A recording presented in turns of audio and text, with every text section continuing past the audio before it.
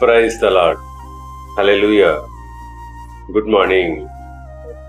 క్రీస్తునందు ప్రియులారా, ఈ ఉదయ కాలంలో మరొక నూతన వాగ్దానంతో మనము ఈ దినచర్యలు ప్రారంభించుకుందాము.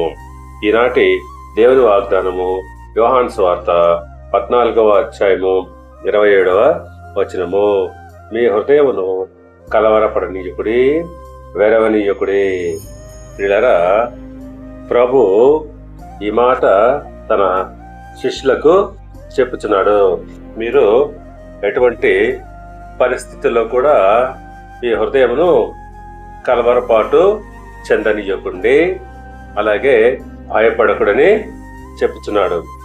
అవును, మనము ఏ విషయంలో కూడా భయపడాల్సిన అవసరము లేదు. ప్రతి విషయానికి దేవుని పైన ఆధారపడాలి.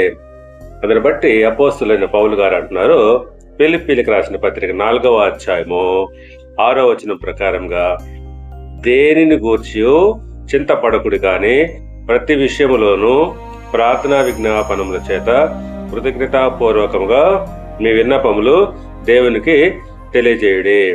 అవును పిల్లరా, మనము ఏ విషయానికి కూడా మన హృదయంలో కలవరపడక, భయపడక, ప్రతి విషయంలో కూడా ప్రార్థన పూర్వకముగా దేవునికి మనము విన్నపాలు తెలియచెప్పాలి. ఎప్పుడైతే మనము ఆ విధంగా చేస్తామో అప్పుడు సమస్త జ్ఞానములకు మించిన దేవుని సమాధానము మన హృదయములకు, మన తలంపులకు కావలిగా ఉండును. దేవుడు మిమ్మల్ని దీవించి ఆశీర్వదించి వర్ధిల్ల చేయనుగాక. ఆమేన్.